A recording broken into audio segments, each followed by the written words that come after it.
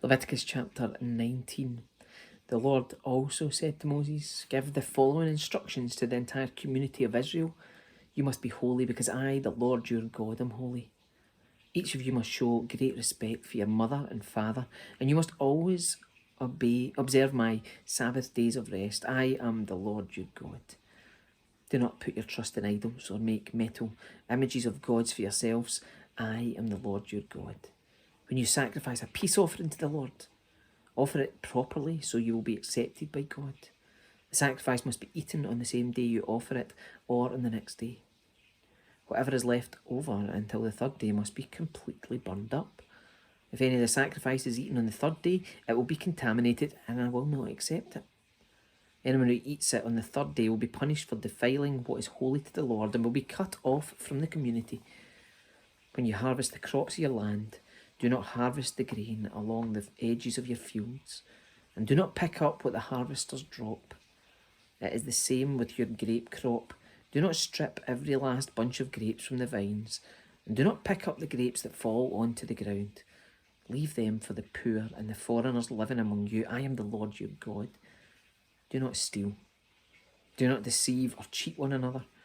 Do not bring shame on the name of your God by using it to swear falsely. I am the Lord. Do not defraud or rob your neighbour. Do not make your hired workers wait until the next day to receive their pay. Do not insult the deaf or cause the blind to stumble. You must fear the Lord your God. Do not twist justice in legal matters by favouring the poor or being partial to the rich and powerful. Always judge people fairly. Do not spread slanderous gossip among your people. Do not stand idly by when your neighbour's life is threatened. I am the Lord. Do not nurse hatred in your heart for any of your relatives. Confront people directly so you will not be held guilty for their sin. Do not seek revenge or bear a grudge against a fellow Israelite, but love your neighbour as yourself. I am the Lord. You must obey all my decrees. Do not mate two different kinds of animals. Do not plant your field with two different kinds of seed. Do not wear clothing woven from two different kinds of thread.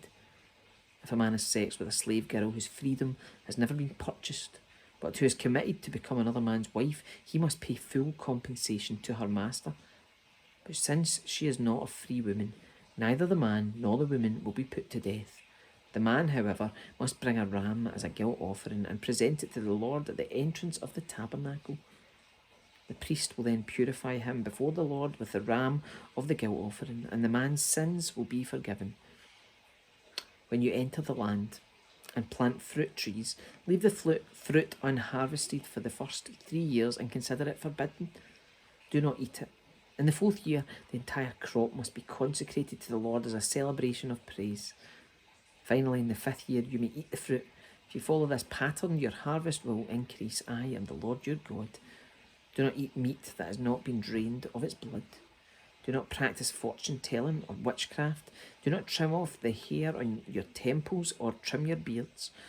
Do not cut your bodies for the dead, and do not mark your skin with tattoos. I am the Lord.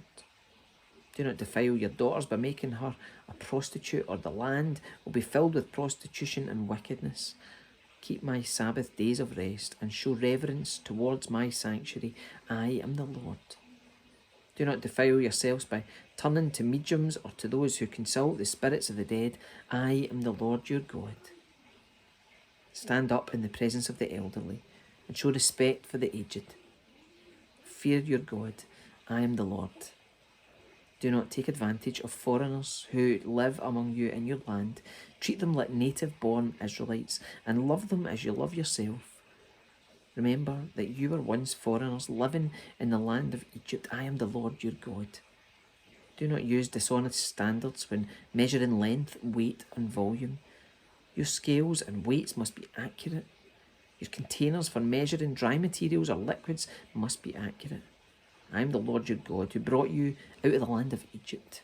You must be careful to keep all of my decrees and regulations by putting them into practice. I am the Lord.